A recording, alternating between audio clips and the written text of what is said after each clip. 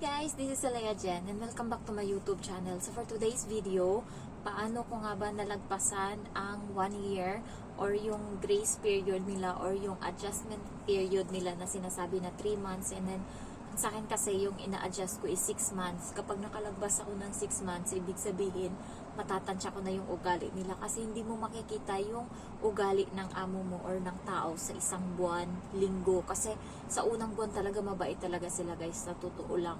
Yung mga salbahe yung ugali sa unang buwan, mapagbigayan sila sa unang buwan, mabait yan sila. Sa unang araw nga, bibigyan ka pa nila ng pera, ano mo, gamit mo, lahat-lahat, sabon, shampoo. Dito sa akin walang ganyan, walang pabungad. Ayan. So, makikita mo yung ugali ng tao kapag tumagal ka na. So, sa amo ko, walang binigay, wala. Kahit nga shampoo, tinanong pa ako kung may dala ako eh. Pero sa iba kong kaibigan and sa iba kong kakilala, binigyan sila ng shampoo, ng damit, ng tsinelas, inalam kung ano yung size ng mga pantalon nila, binilan sila. Pero yun yung mga tao na masama yung ugali. Yun yung mga amo na masyadong perfectionist. Yun yung mga amo na palautos. Sa akin walang ganun. Pero so far naman, yung amo ko is hindi naman ganun kalala yung ugali. And paano ko nga ba nalalagpasan? Kasi guys, marami din akong struggle dito. Alam nyo ba, kung aalis ako dito, yung una kong hihingin sa amo ko is yung chopstick ko. Kasi yun lang yung nakakaalam, yung chopstick ko, kung ano yung kinain ko, ano yung pinaghirapan ko dito, ano yung pinagdaanan ko, ano yung bawat mura na nasa utak ko, na habang kumakain ako, putang ina, makauwi lang talaga ako. Yun yung iniisip ko sa, alam mo yung putang ina, ang damot-damot nyo, yun yung talaga yung nasa isip ko guys, kasi ako yung tao na mapagbigay, hindi ako nanlalamang. Alam mo yung ano, pag binigyan mo ako ng prutas, babalik, sa susunod na kita natin, bibigyan kita ng 2 prutas. So, ganun ako kaano. Ayoko na parang sa isip ko, kapag may binigay ka sa akin, parang napaka-grateful ko na na parang para sa akin, malaking bagay na yun and kailangan kong suklian kasi hindi ako sanay na ako yung binibigyan.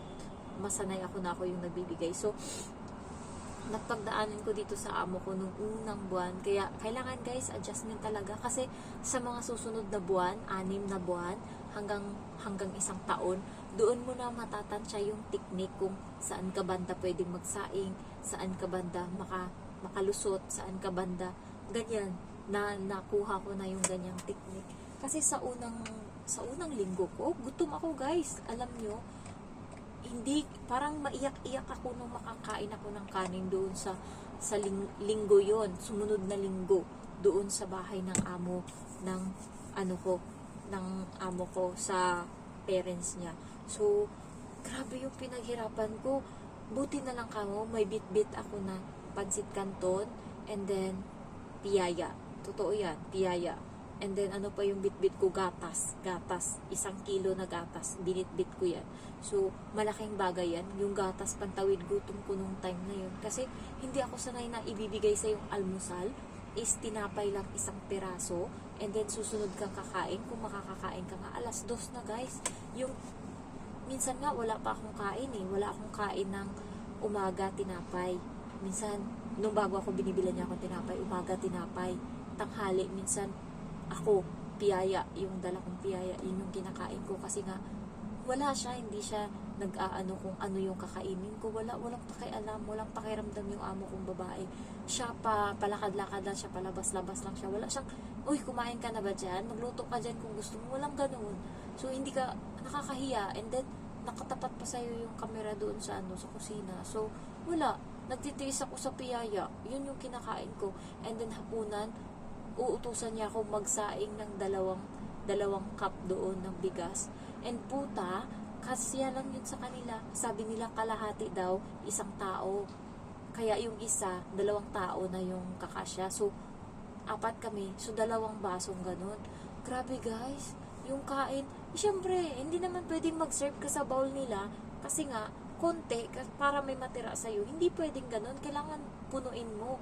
Ano tira sa akin minsan, alam niyo kung ilang kutsara, 2, 3, tapos wala akong ulam, tatanungin lang ako, ayoko talaga sa lahat yung tinatanong ako, may ulam ka dyan? Alam na nga katulong mo eh, wala kang binigay na ulam, tapos tatanungin mo ako kung may ulam ako, is is your food enough? Putang ina. Yan talaga nung unang ano ko, puro mura sa utang yan yung amo ko dito. Putang ina. Ngayon, nagmumura ako kasi naaalala ko yung pinaghirapan ko nung bago ako dito. Sabi ko talaga, habang naghuhugas ako na nakadalawang subo lang ng kanin yung kinain ko, putang ina, damot-damot no. Yun talaga yung nasa isip ko. Tapos iniisip ko nga nun, mag-break na ng contract kasi nga, hindi mo talaga kakayanin. Alam mo guys, naranasan kong mahilo-hilo sa gutom. Grabe, yung gutom ng tiyan ko, habang nagtatrabaho ka, naranasan ko yan, totoo lang, ranas ko yan. So, unang buwan, ganyan yung nangyari sa akin, yung nagtatrabaho akong gutom. Kasi, natatakot ako dati na nakikita ako sa camera, and then kung ano yung kakainin ko, makikita. So, natatakot ako, and then, nung sinabi niya sa akin na yung pinakataas na part ng ref is akin, naghanap-hanap ako ng technique kung anong gagawin ko. Tapos, ayun, alam niyo yung isang sardinas, 5 beses ko yan kainin. 5 beses ko yan ulamin. Puta talaga. Kaya ngayon, pag nakikita ko yung sardinas, parang minumura ko na yan. Alam mo yung sardinas, nagpapabili ako, and then, dinadala ko pag umaalis ako, and binibigay ko sa kaibigan ko. Hindi ko na kayang kumain yan. Hindi na talaga. Paborito ko yan nung nasa Pinas ako.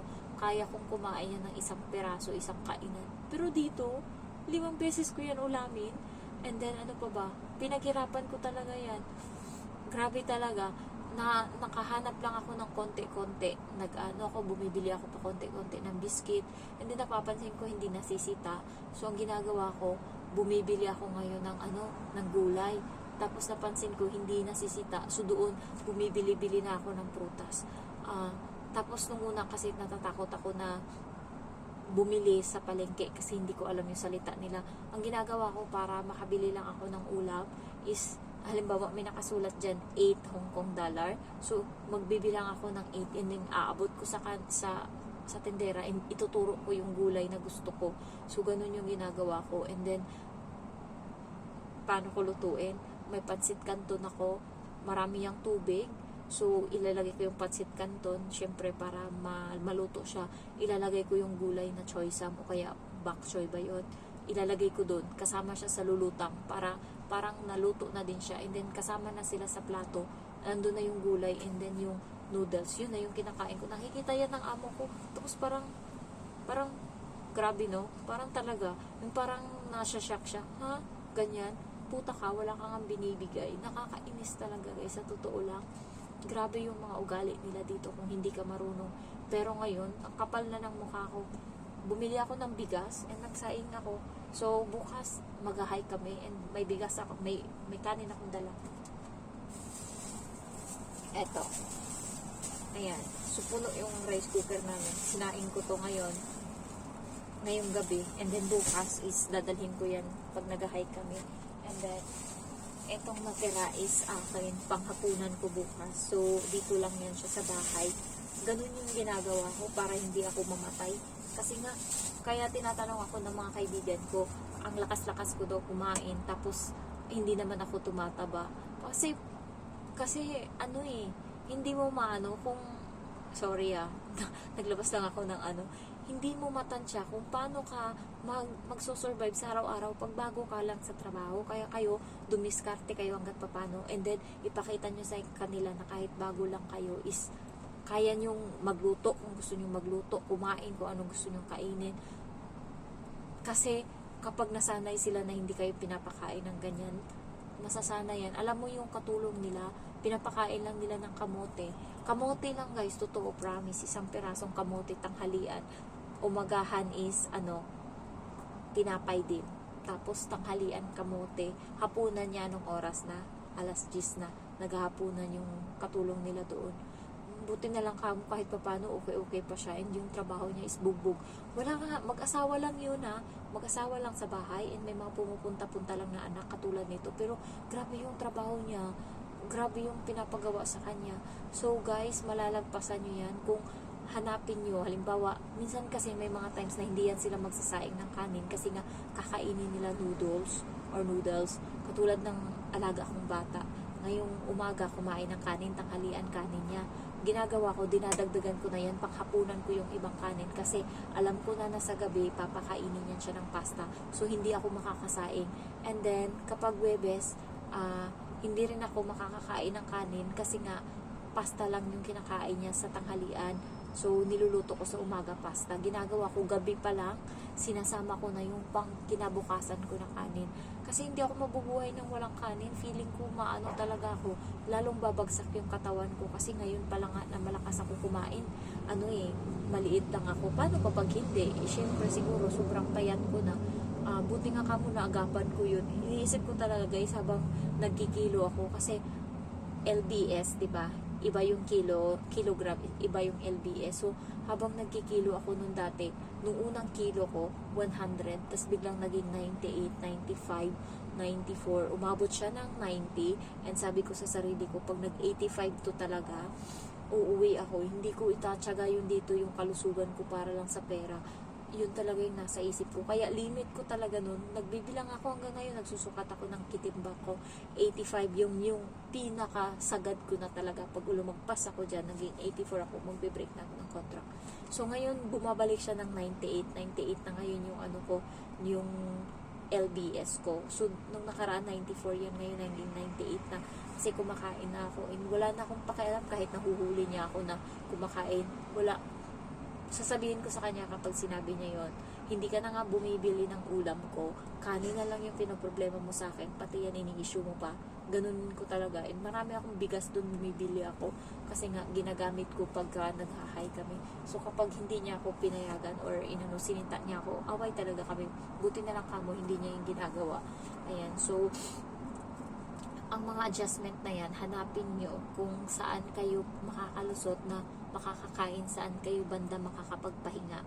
Yun yung hanapin nyo. Ako nakakapagpahinga ako kapag walang pasok. Imbis na 6:30 yung gising ko, naggigising ako minsan 6:50. Alam mo yun, inaano ko talaga,